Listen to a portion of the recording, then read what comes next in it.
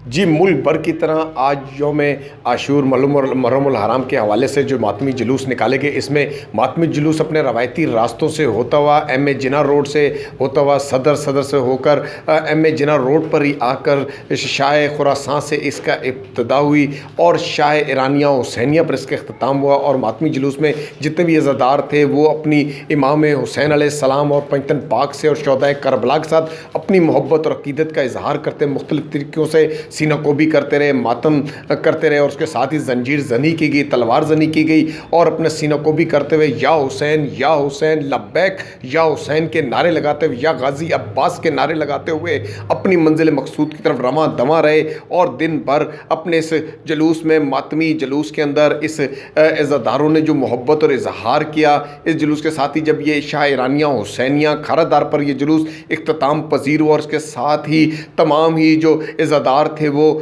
سکون سے اپنے اپنے گھروں کی طرف روانہ ہو چکے ہیں۔ اور ساتھ ہی اگر سیکورٹی کی بات کی جائے تو شہر بھر کے اندر پولیس کی، رینجرز کی اور دیگر قانون نافذ کرنے والے اداروں کی انتہائی سخت سیکورٹی تھی۔ آئی جی سندھ امام کلیم اور ان کے ساتھ ہی